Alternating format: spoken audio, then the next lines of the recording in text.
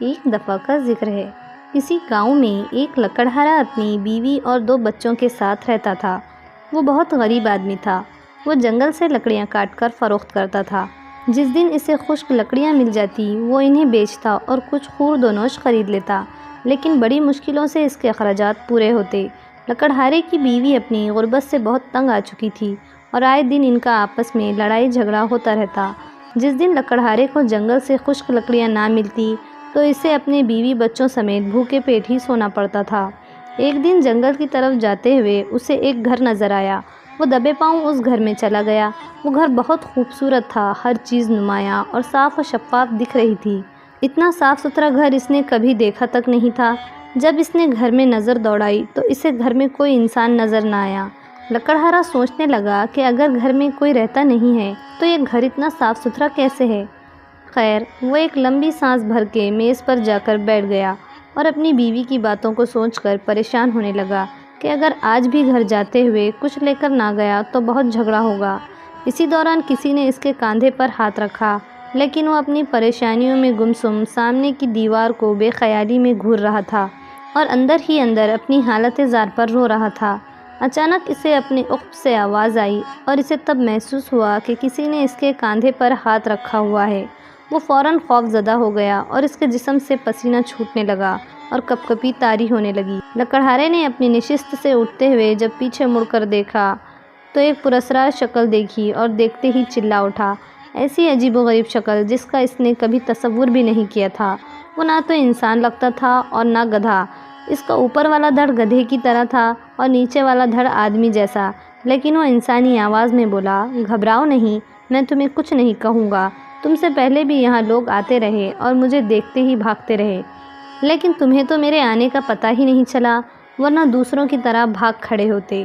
اب اس نے لکڑہارے سے دریافت کیا کہ وہ کس پریشانی میں ہے اور اتنا گمسم بے سدھ کیوں بیٹھا ہوا تھا۔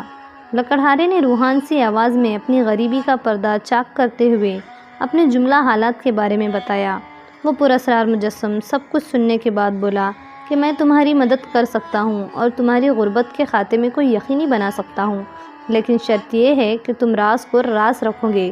تب لکڑہارا سنتے ہی چوکنا ہو گیا اور یکایک بول اٹھا، میں تمہاری ہر بات ماننے کو تیار ہوں۔ یہ سن کر اس پراسرار مجسم نے کہا کہ میں تمہیں ایک درخت کے بارے میں بتاتا ہوں جس کے پتوں میں انسانوں کے لیے علاج و شفا ہے۔ تم اس کے پتوں سے لوگوں کا علاج و معالجہ کرنا اور جائز منافع کماتے رہنا۔ لوگوں کو شفا ملتے رہیں گی اور تمہاری غربت کا خاتمہ بھی ہو جائے گا، لیکن تمہیں مجھ سے یہ عہد کرنا ہوگا کہ تم علاج کا بہت کم معاوضہ لیا کرو گے اور غریبوں اور بے سہارا لوگوں کا تو مفت علاج کرو گے۔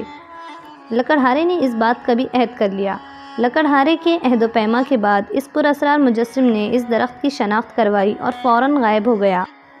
لکڑہارا کچھ غیر یقینی اور تذبذب کی کیفیت میں اس درخت کے پتے اکٹھے کرنے لگا اور اس کے ساتھ بتائی ہوئی دیگر جڑی بوٹیاں بھی جمع کر کے گھر کی طرف پلٹا۔ جب وہ گھر پہنچا تو آج پھر اس کے پاس کھانے پینے کی اشیاء نہیں تھی، جسے دیکھتے ہی اس کی کھڑوس بیوی اس پر برسنا شروع ہو گئی اور اس بے معمول کوسے دینے لگی۔ لکڑہارے نے جڑی بوٹیاں ایک طرف رکھتے ہوئے بان کی بنی چارپائی پر ایک لمحے کے لیے بیٹھ گیا۔ بیوی کوستے ہوئے پوچھنے لگی کہ یہ کیسی جڑی بوٹیاں اٹھا کر لے آئے ہو اور ان کا کیا کرو گے؟ لکڑہارا بیوی کی سنی انسنی کرتے ہوئے جڑی بوٹیوں کو کھرل میں ڈال کر کوٹنا شروع ہو گیا۔ دوسرے دن صبح سویرے وہ دوائیں لے کر بازار کی طرف چلا گیا اور آوازیں لگانے لگا کہ ہر قسم کے مرض کی دوا موجود ہے، ہر نئے پرانے مرض کا شرطیہ علاج ہے، اپنا مرض بتائیں، مجھ سے دوا لیں اور شفا یاب ہو جائیں۔ لوگ اس کی آوازیں سن کر ہنسنے لگے اور اس کا مذاق اڑانے لگے، لیکن لکڑہارا بدستور اپنی آوازیں نکالتا رہا، جسے سن کر ایک عورت روتی ہوئی اپنی بیٹی سمیت اس کے پاس آئی اور کہنے لگی کہ اس کی بیٹی پیٹ درد کی وجہ سے مری جا رہی ہے اور اس کا درد کسی دوا سے ٹھیک نہیں ہوا۔ لکڑہارے نے اس بوڑھی خاتون سے کہا کہ میری دوا اپنی بیٹی کو کھلاؤ، وہ صحت یاب ہو جائے گی۔ بوڑھی عورت نے کہا، اس کا علاج تو بڑے بڑے حکماں بھی کرنے سے قاصر رہے، تمہاری دوا کیا خاک کام کریں گی؟ لیکن لکڑہارے نے بڑے پراعتماد طریقے سے اس بچی کو پانی کے ساتھ دوا کھلا دی اور دیکھتے ہی دیکھتے بچی کا درد غائب ہو گیا۔ یہ دیکھ کر وہ بڑھیا بہت خوش ہوئی اور بہت حیران بھی۔ یہ سارا ماجرا دیکھنے کچھ لوگ بھی اکٹھا ہو گئے تھے، جس سے سب حیران ہوئے۔ بڑھیا نے لکڑہارے سے دوا کی قیمت پوچھی تو لکڑہارے نے کہا، صرف 3 روپے۔ بڑھیا کو اور باقی تمام لوگوں کو اس دوا کی اتنی کم قیمت سن کر بہت تعجب ہوا اور بڑھیا نے شکریہ کے ساتھ 3 روپے ادا کر دیے۔ لوگوں میں اس کا چرچا عام ہو گیا۔ جوگ در جوگ مریض آتے اور سستا علاج کرواتے اور باقی لوگوں میں چرچا عام ہوتا چلا گیا۔ جوں جوں لکڑہارے کی دوا مشہور ہوتی گئی، لوگ زیادہ آنے لگے۔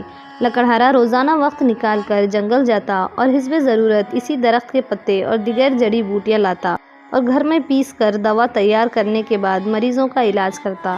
دیکھتے ہی دیکھتے لکڑہارا امیر ہونے لگا اور اب تو غریب لوگوں کی مالی امداد بھی کرنے لگا۔ ایک روز ایک خوبرو جوان لکڑہارے کے پاس دوا لینے آیا۔ لکڑہارے نے حسب معمول بہت کم قیمت پر اسے دوا دی تو وہ آدمی بہت خوش ہوا اور پوچھنے لگا کہ کیا تم نے مجھے پہچانا؟ لکڑہارا اسے تجسس سے دیکھنے لگا لیکن اسے پہچان نہیں پایا اور کہنے لگا، نہیں، میں نہیں جانتا آپ کون ہو۔ اس آدمی نے مسکراتے ہوئے کہا کہ میں وہی آدمی ہوں جس نے تمہیں اس درخت سے متعارف کروایا تھا جس کی تم آج دوا بنا کر بیچتے ہو۔ وہ مزید بولا کہ میں بہت خوش ہوں کہ تم نے ایمانداری سے اس کام کو شروع کیا ہے اور لوگوں سے پیسے بھی بہت کم لیتے ہو۔ لکڑہارا حیران تھا کہ اس کی تو عجیب و غریب، ڈراؤنی اور پراسرار شکل تھی اور آج عام انسان جیسا خوبصورت جوان ہے۔